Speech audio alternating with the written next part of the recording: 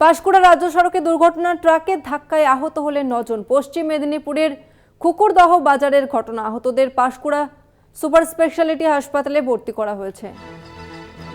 পাঁশকুড়া রাজ্য সড়কে দুর্ঘটনা এবং এই ঘটনায় আহত হয়েছে 9 জন।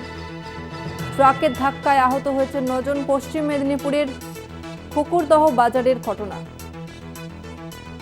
আহতদের পাঁশকুড়া সুপার স্পেশালিটি হাসপাতালে ভর্তি করা হয়েছে।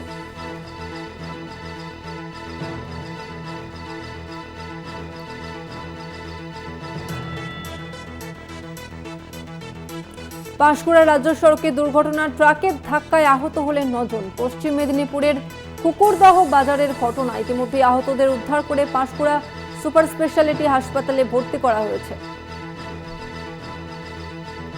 আরো বিস্তারিত জানবো, আমাদের সঙ্গে ফোন লাইনে রয়েছে প্রতিনিধি মধুসূদন ভট্টাচার্য। মধুসূদন, একদমই দেখো, দাসপুর থানার যে কুকুরদহ এলাকা অর্থাৎ ঘাটাল পাঁশকুড়া রাজ্য সড়ক, সেই কুকুরদহ বাজার এলাকায় ভোর রাতেই একটি ট্রাক ঘাটাল থেকে পাঁশকুড়ার দিকে যাবার সময় ওই যে কুকুরদহ বাজার এলাকায় থাকা বেশ কিছু চাষি এবং ব্যবসায়ীকে পরপর কিন্তু ধাক্কা মারে। এই ঘটনায় কিন্তু 9 জন আহত হয়েছে। তাদেরকে কিন্তু এলাকার মানুষজন উদ্ধার করে চিকিৎসার জন্য নিয়ে গিয়েছে পাঁশকুড়া সুপার স্পেশালিটি হাসপাতালে। অপরদিকে পাশাপাশি বেশ কয়েকটি বাইককেও কিন্তু ধাক্কা মেরেছে ওই ট্রাকটি। সেই সমস্ত বাইকগুলিকে উদ্ধার করে নিয়েছে একদিকে যেমন দাসপুর থানার পুলিশ, অপরদিকে ঘাতক ট্রাকটিকেও কিন্তু আটক করা হয়েছে বলে কিন্তু এখনো পর্যন্ত জানা গিয়েছে।